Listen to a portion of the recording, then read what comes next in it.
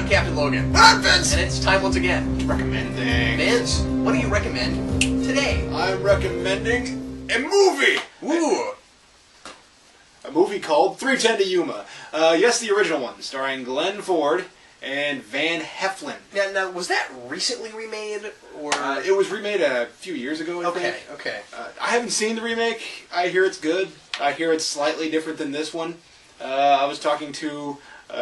actually, one of my girlfriend's friends, he's like, oh, there's a moment in that movie that I live for it, it's so cool, and he seemed to really like the new one. I haven't seen it, so I'm not necessarily recommending that one, but I'm not necessarily not recommending that one. I'm recommending the old one, 1957, one of the greatest 50s westerns. I know because the box tells me. But it's really solid. Here's the reason, I'll tell you what it's about here in a minute. Here's the reason why I'm recommending this movie.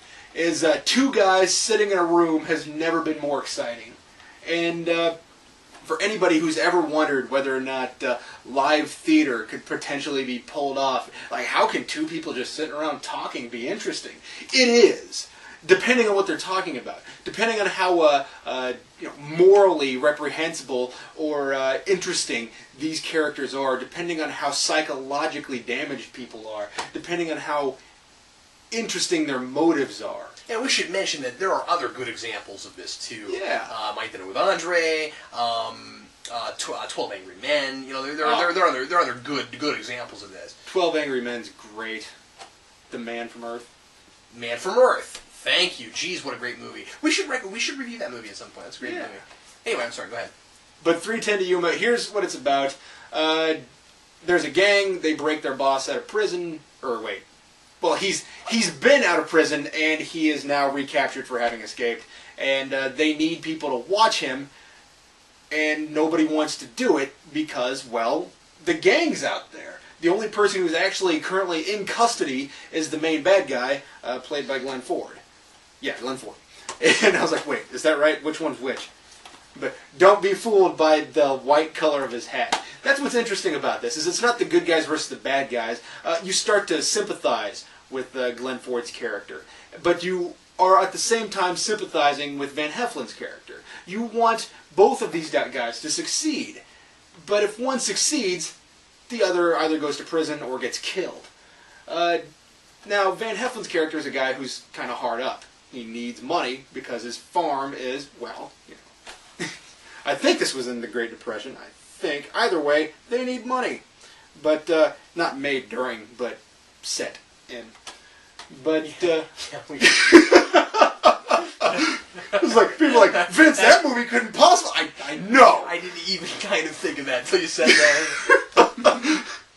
But, either way, it's set during an economic hard time, and Van Heflin's character needs money, and he takes this guard position just to help grease the wheels a little bit. And it's really interesting about how it's not entirely unlike Satan is sitting in a room manipulating somebody. I mean, you kind of wonder whether or not Glenn Ford is on the level. If he's an actual decent guy who's also an outlaw, or if he is just somebody who's, you know, morally reprehensible, who's just pulling these strings, just waiting until he can strike. I mean, it's really interesting. And I watched this movie actually I bought this for 50 cents. Believe it. And I thought, well, you know, it's 50 cents. I've been wanting to get into some older westerns. Let's see what it's about. I believe it's a really old movie. It was made in the Depression.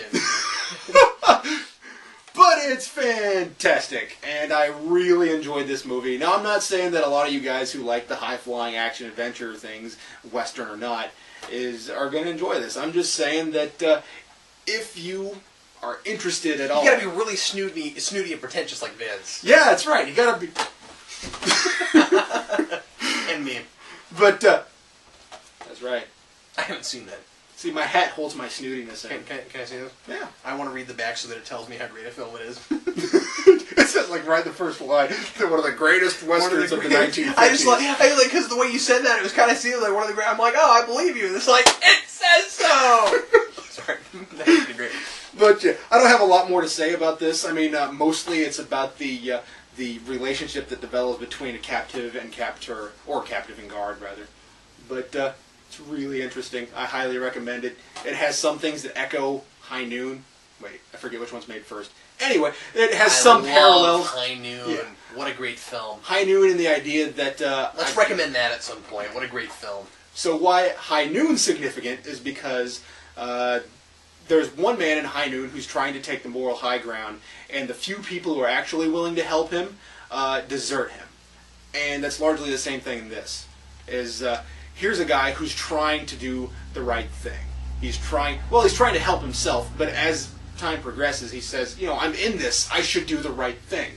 And it's interesting, and also at the same time, this movie's almost more interesting because the villains are, potentially admirable people. But have you ever seen better cinematography in a Western than High Noon? High Noon is very nice. High Noon has one of the coolest gun battles ever. It does, yeah. I don't even like Westerns that much, and I freaking love that movie. High Noon. Vince, it's Tick Month, and this month I'm going to be recommending nothing but Tick things. Stuff I'm not doing full reviews on from my Tick collection. Trying to get in as much of my Tick collection as I can through this month. So we're going to start off with the Tick Recommends with my tall talking Tick figure. This is the big 12, 14-inch, whatever it is, talking Tick figure from the animated series from the 90s. There's not a lot to say about him, but he's, tall and he talks. Let's see what he says, shall we? He says, keen. Evil as a foot. And it's one of those things where he doesn't cycle, it's randomized, which can be irritating. There, yeah, you better say that. We're all hoping for that. Naughty Spawn. Gotta get some Naughty Spawn in there. It sounds like a McFarlane figure. Naughty Spawn. Naughty Spawn. You faced the clown. That's pretty much what he says. I think he says maybe one or two other things.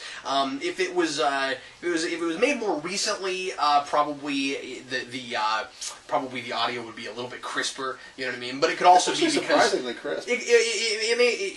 It probably is also just because the figure's a little bit old. Maybe it was a little bit crisper when it came out. I don't know how old the batteries are on this thing. To be honest with you, I got this used, and I've never taken the batteries out. I've never changed the batteries. It still sounds pretty good to me, and I've had them for a couple of years and never had to change the batteries. So that's kind of neat.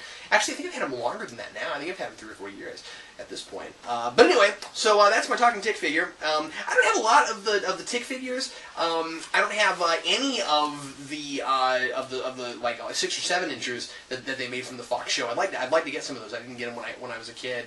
They have one.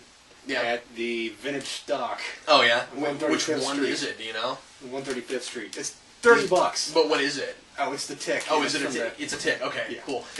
I was like, $30 for a 7-inch figure? That's one of those lines where they made but if it's still in the box, that would be why. Yeah, it is in the box. It's one of those. It's one of those lines where they made everybody or nearly everybody. There are a lot of characters in that line.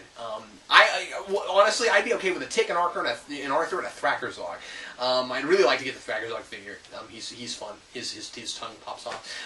Also, they made figures for the live action show. I haven't gotten those either. You don't have any? I don't have any of those. No, I almost bought one once, and it was a little high at the place I found it. But you can find those reasonably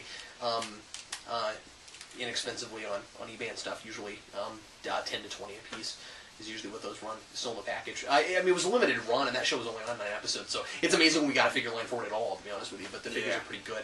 I forget who made them. But anyway, that's my talking Tick. The only unfortunate part about mine is that he's kind of discolored in the middle.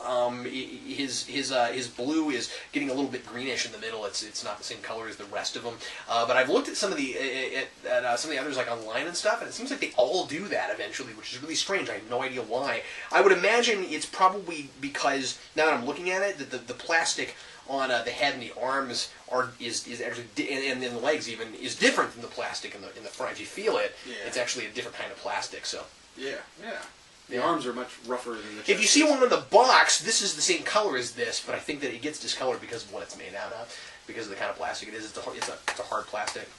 Well, anyway, thanks as always for watching us recommend things. We'll recommend something once again for you next week, and I'll be recommending more Tick stuff, and Vince will recommend more random, awesome things he has. Yeah. Thanks as always. Yes? I used to have a Tick, and then I got some eye drops.